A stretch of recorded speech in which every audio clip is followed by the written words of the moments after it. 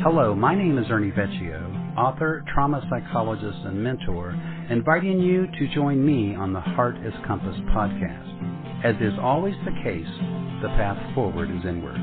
I will see you on the inside.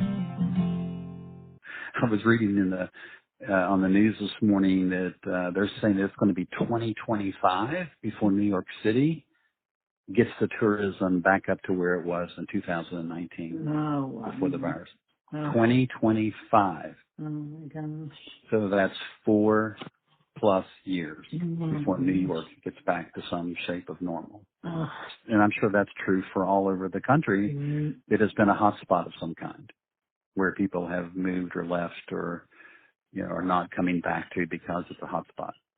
For people that haven't even begun to do any kind of depth work, inner work, and something like this hits and they're kind of stuck with themselves. I mean, I just feel really grateful that I had done the work that I had done up to the point where this hit, because I can't imagine being stuck with yourself when you've never really done any kind of self-inventory. Yeah, particularly if your outside life, if your external life is all you have, then you're kind of going to be pretty bummed out because you have no sanctuary. Yeah, which is an internal thing anyway, right? So, and without the sanctuary, you're kind of left to yourself. And then the only predator that we have as human beings is each other. We are our predator, so to speak. Well, if I'm not externalizing that predator side of myself, then I'm turning that predator in on myself. Right. Yeah, if I can't kick your ass, I'm going to kick my own, and that's what it gets down to.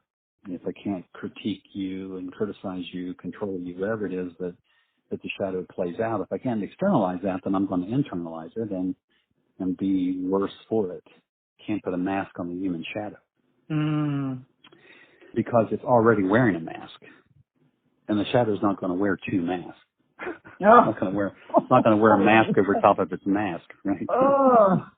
I said back when all this happened with the pandemic and everybody was fighting the mask, I said, well, watch this. You can't put a mask on the human shadow. And sure enough, all the people that were fighting wearing the mask were just revealing their shadows. The mask wasn't just to protect you from catching the virus. Wearing the mask was so you won't give it to anybody else in case you have it. And so the people that are not wearing the mask don't give a shit about anybody else but themselves. That's it. And that's the shadow. Wow, that's a pretty powerful image and message right there. And you can break it down politically or whatever, but it really has got nothing to do with politics. I said, and have said in my book, and I've said in other books, we have been neglecting taking responsibility for the human shadow for decades. Most of us are trying to be like somebody else rather than be ourselves. And there's such a freedom in that, no matter what is going on. I mean, there's just a freedom in knowing who you are and being that. Well, that's why I like that Parker Palmer's line where he said that I'd like to think that whatever I did in my young life, good or bad, that I at least was showing up as myself. Yeah. We have a section of the culture that's telling people that, how you think is how you feel, and if you can get a hold of your thoughts and be present with that thinking, then that's as good as it gets. And then you have the shadow side, which is the ego who's doing all the observing, and then you actually have consciousness itself that is only available to you if you feel and emote your way through all of that stuff. But until a person does get to that, you are consciousness, a deliberate guided intelligence, aren't you kind of lost? Well, yeah, but you don't know you're lost. That's what ignorance is bliss means. If you don't know what you're missing, you can't be upset about what you're missing. The thing that I'm trying to bring back in my work is that psychology has its roots in philosophy. And you have to become and want to become a philosopher in your life. which means you have to have a love for wisdom. Mm-hmm. And you have to also have an appreciation of where wisdom comes from, which is from adversity and pain. Mm-hmm. The people that don't have a philosophy of life, they have a belief system, but they don't have a philosophy. And what they do is they borrow somebody else's philosophy. You know, when I said in one of our discussions that we don't get any older than Jesus, any older than 33, I failed to put in there in parentheses, Jesus has already done the work. We don't have to do it. So I think on some unconscious level, this idea that somebody died for us, martyred themselves for us, we don't have to martyr ourselves. And there's a certain amount of martyrdom, if you're going to do death and rebirth, that literally has to happen. Mm-hmm. You walk into the sacrifice voluntarily. And that's really what a catharsis would be. And a catharsis is walking into the suffering voluntarily and trying to sit with it and hold a space for it to be so that it will dissipate at some level. And in doing that, you're melting the ego.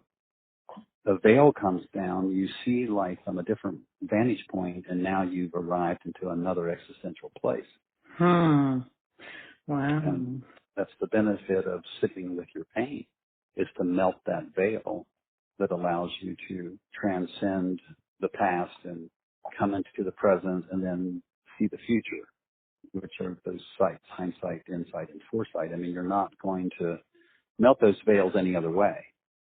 And what I loved about working with trauma is that the trauma kind of did the work for the person. In other words, the trauma collapsed the veil for them, mm-hmm. which they would never have done on their own accord. Yeah.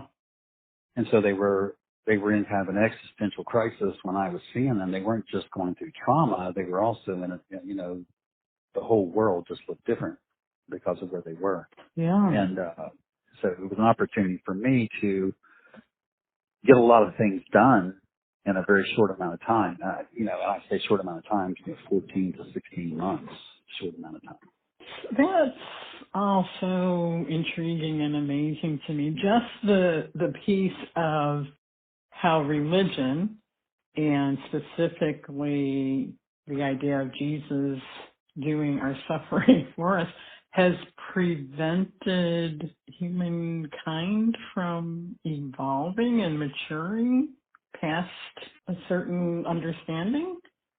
Yeah, I think that the reason that the midlife crisis exists is because the gods that we worship in the Western world, at least, never got past midlife, which means they never got the advantage of old age and the wisdom that comes with old age. And so we had to go to the eastern part of the world to find an older person to fill in the other half of that equation, which ends up being Eastern philosophy and really is a right hemisphere specific belief system.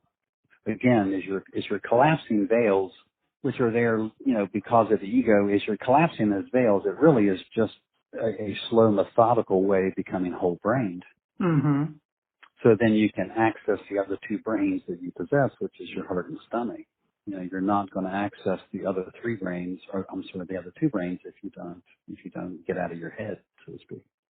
And one way of doing that is combining or integrating or understanding Western belief and Eastern belief as far as the masters of those two, Buddha and Jesus. Before they were anything, they were all a study of one. Mm-hmm. And you look at any great teachers that are in our textbooks or in our Bibles or our oracles, depending upon where you are in the world. If you look at all these people, they were studies of one. They did an enormous amount of self-work and self-discovery. And so, and then they just kind of made religions out of the process. The needle turns in art, compass heart.